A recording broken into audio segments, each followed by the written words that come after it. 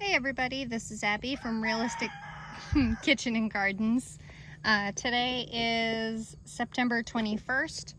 We are, I think, 18 weeks after the last frost, and we're only about 3 weeks away from our first frost date, which is supposed to be roughly October 10th. This, at the moment, seems to be the last week that it's going to be in the high 70s, low 80s, etc. So we'll see how the weather continues on. Excuse me, yellow jacket.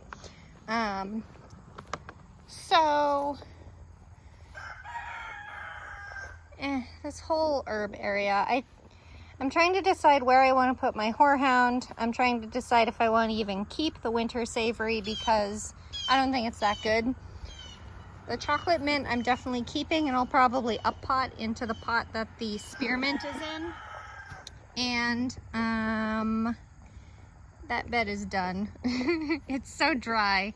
It's going to be really difficult to figure out how to or to rehydrate it. But this is some seed heads from the lemon basil. Even though I have seeds from I think it's park seeds, but I could have just made that up in my head. Here's an in-person look at the size of this gravel pad for the shed. The shed itself, I think, is 10 by 12 if I remember correctly, but I could have just made that up too.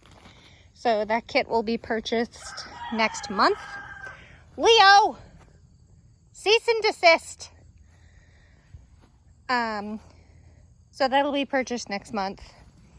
This bed I'm just letting go to the dogs, or technically the chives and nasturtiums. Haha, I'm so funny. I could actually harvest a lot more of these nasturtium buds to make a whole nother jar of pickled nasturtiums for capers. This bed was supposed to be okra and sunflowers as companions, but the sunflowers took over and the okra did nothing. So I cut down the sunflowers. The roots are still in there, but and I also planted the green manure cover crop in there. We've all seen this. The cover up, I need to put weight on this. Good King Henry will come back as one of the very first edible greens in the spring. And actually, I was reading up on lemon balm out of my own curiosity, and it's apparently a perennial in my zone. I think it's perennial down to like zone 5, and I'm zone 6A here, so that will come back, but I need to move it. Lemongrass I've completely given up on. I don't really use it that much, and now with lemon balm being part of my pantry, I won't necessarily need lemongrass. These calendulas, I'm trying to decide if I want to smother or just let them be, because again, this bed will be a little bit of herbs down here and then corn the rest of it next summer. So we have time. I attempted to dig in this row. This is row E, F, G, H. This is row H that my garlic is going in a couple weeks, and it's been so dry and hot lately that this is basically concrete. This is not this is not very breakable. Like at this point at one point I ended up grabbing the pickaxe and breaking up the clay because at first I thought there was a root, but apparently not. The lovely compost, or technically it's topsoil, but it's topsoil combined with vegetable compost and leaf mold and all kinds of good things. Yummy, yummy. So here, fix the steak. So here is the look down the line, as I'm going to call it. There's that bit. Then here's the other bit. It's really smoky here today, so I'm sorry if I'm coughing a lot. Let's go backwards today. Let's confuse y'all. So in a post I talked about these two rows, G and F, are going to be for, well, this one is for crops next summer, and this is for spring potatoes. So I have planted them. See if I can get a good look for you. I have planted them with the, I think Groundbreaker is what it's called. So it's peas and radishes and a whole bunch of things. And it looks like a couple things are even sprouted already. So that's planted all along in this one. By the way, this is the row that was covered in cardboard. And I think it worked pretty good. That was only about 2 months of lackadaisical covering with cardboard, and it worked out pretty good. So these two are the same, and once it gets cold enough, the tiller radishes will basically die off in the cold and leave the holes. So then I will also add topsoil, assuming the ground isn't rock solid frozen, and I'll try to till in some of the green stuff. We'll see how that goes. You can see clearly here how nice and wide the path is and how wide the rows are, though it looks a little backwards. It'll get better when I actually till them. And then this row is going to be a little difficult because of all the grass on top. But this is basically, these, bug in my face. These were the 2 rows that I actually tried to till with the rototiller. And it dug up some of the grass and stuff. And that's what I raked in the middle. So that'll just mulch down. It's fine. Row E, which is where I grew the whole row of potatoes this spring and summer. This area that is, well, yeah, this area that's naked is going to have the 3 rows of onions, overwintering onions, that I will transplant out in October. And I was doing a little more research on overwintering onions here in Ohio, and I will need to use a frost blanket like that. That's technically not the right cover for the Brussels sprouts right now, but it's keeping bugs off, so it's working, it's fine. But that's basically what I'll do, because onions are apparently hardy down to like 5 degrees, and if it gets colder than that, which sometimes it does here in Ohio, then they should be covered. I did transplant out my cabbages. That was a large grasshopper locust thing. I did transplant my cabbages. I did 2 feet apart, which is technically the size for a standard cabbage. But these are not standard cabbages, they're smaller. So they could have been as little as 15 inches apart. 18 inches was the widest, and the space I had, I decided to just do 2 feet. Because I had it, and I guess more room would be arguably a little bit better for cabbages than too little. Here is the Waltham heading broccoli. I need to make hoop house kind of like, where is it? That one. That is just taller up off the ground, so they're not squishing themselves into the top. But this is a traditional heading type broccoli. A lot of these are like, this one you can see. A lot of these, the stem is like laying over flat and then upright. So they're a little disorienting to look at. This row is, again, still mostly empty, and I will plant a cover crop, probably a green manure, as soon as these butternuts come out. But they're taking their sweet time. They are actually more orangey than green now, so we're getting there. But this is where I grew all my Lincoln shelling peas this spring and attempted to grow all my cucumbers, which completely failed. I think they were overshadowed or shaded too much from all the gourds growing up on this side, and all the morning glory, which is still dying because it's an awful plant to grow, and I've learned my lesson. Petunias are still doing whatever the hell they want. Veller is still doing great. I've been loving the Veller green beans, although it's not really fair to them because it's so darn late in the season that they're not really able to be their best. And I also haven't weeded them. So like, that's hairy vetch from my last spring cover crop. By the way, if you haven't seen these, if my camera wants to focus one of these days, are we gonna focus? There's my hand. Okay. purple outside, just purple skin, and then a nice green center. They're quite bland raw. I haven't blanched any yet. I need to. If you recall, this is the end of the beans, and this was where the celery root was, which did amazingly and will 100% be grown again next year. Maybe more, maybe just as many. I haven't decided yet. But if you recall, or let me remind you, I also grew Oregon sugar snow peas as a companion with them. And one of the pods fell on the ground, and it reseeded recently. And there was a flower on one of them. God knows where it went. But this is what this is. We call this a volunteer. And then this weird random thing is me attempting to harden off my kale and Swiss chard. I need to water them, but they're actually looking pretty good.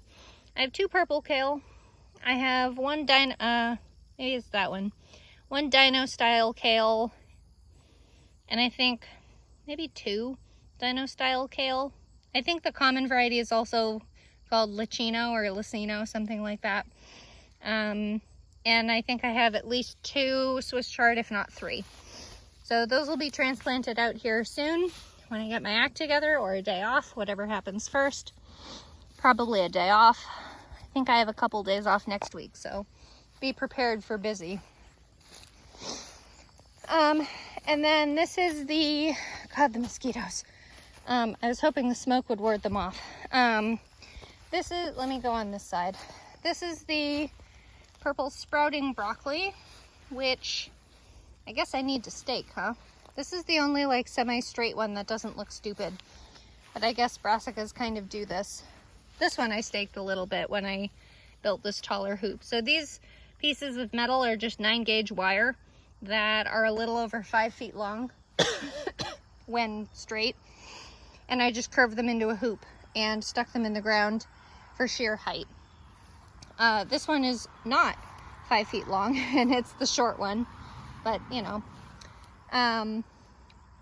Orange Sun and Jupiter bell peppers. God, I'm never growing these again. Mostly because I can never remember the name of them, and I'm sure you guys think I have no memory whatsoever, which isn't wrong. But anyway, bunch of peppers, though this is going to start slowing down because of the cooler days. Like today was, I think, 78, 79. Tomorrow's only going to be 77, and then it's just going to go down from there. Next week it's going to be in the 60s, and I'm okay with it. Giant mass of nasturtiums that just take over my life. I've gotten 3 dwarf varieties that are supposed to be only 12 to 18 inches tall next year from Baker Creek, which is also called rareseeds.com. So hopefully this will not happen, because these are definitely at least 3 feet tall and have swallowed my pepper plants. I need to finish this because I'm getting bombarded with bugs. There's a pepper that probably will never do anything. Comically, this is one of the few peppers, and it's trying. It's trying very hard. It's doing a good job in its own way. We know this part of row C has been empty, of course, except all the nasturtiums and the cosmos, which are having a grand old time still, just doing whatever the hell they want. We know the butternut squash is extremely powdery mildewy. I'm surprised it's doing as well as it is. It's even put off new growth recently, though it doesn't look good. I'm basically just waiting for these squashes to ripen enough for me to remove from the plant. Because again, this plant looks wretched. Okay, last row, because I'm going to start being carried off by mosquitoes. And it's still smoky here. Row of carrots.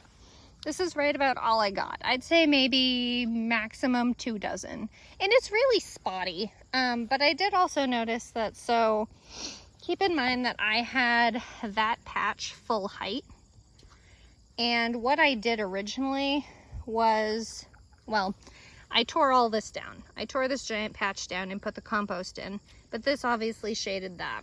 But it looks like to me that because this section was in the sun, probably right up to there, because this spot was in full direct hard sun most of the time, this got, this got drier than the section that was shaded.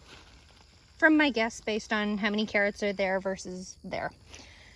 These are three different varieties of carrots that I seeded, and I did a video on seeding because I made my own seed tape with toilet paper and it wasn't cornstarch, but same kind of gist, like a flour paste, and I planted them. I can't remember what day. I should have a tag out here, but I don't. And then these are purple pod snow peas. I prefer snow peas. They're the ones that are really flat with just the little teeny seeds in them. They're not like sugar, they're not like, hang on, it just went right out of my head. They're not like sugar snap peas that have the great big huge fat seeds in them. Well, seeds, pods, beans, peas, big pea pods in them. They're the skinny flat ones, which are snow peas. So that's my preference. These are very dry. I haven't watered them. I need to. I also need to give them support, but I don't. And my one trucking on parsnip. I did talk to the farmer that I buy a lot of my produce from when I can't grow things or don't grow things, and he does tons of parsnips, and he said that this year he had to get a whole replacement pack of seeds for his parsnips because he had like 2% germination. It was ridiculous. So I feel better, especially since those seeds were like at least 3 years old. Anyway, let's take a peek at this redarling Brussels sprout if I can. Dun dun dun dun. There you go. That's a good looking Brussels sprout. And actually, not that I can get in there because I don't want to disturb everything, but if you look at the base of the stem, if I can show you any stem, if you look at the right above each stem, you can see a little node. And that node is where each Brussels sprout grows. So, there. Redarling Brussels sprouts, I think I had 6 and 6 of each. I wanted 8 and 8, but some died off or I didn't put enough in or something. Let me see if I can peek in on these ones. These ones are getting big too. Nope, I can't. And to top it all off, if anyone cares anymore about this basil, it's still rocking on, doing its damnedest to be pretty, and I don't care. I would make pesto out of it, but purple pesto would be really trippy, and I'm sure my husband would never eat it. He's very, very traditional in that way. And this Hungarian black pepper is still trying. I don't care about this pepper either. I'm still pretty mad. I mean, like the whole season has gone by and it was a good season. It really was. Like, I'll do a video at some point going over the whole, what went right, what went wrong, or was it just straight up a bad year? And I think overall I'm pretty happy with it. But like, in summary, for commentary right now, in summary, this year was awful for cucumbers. Rooster drama.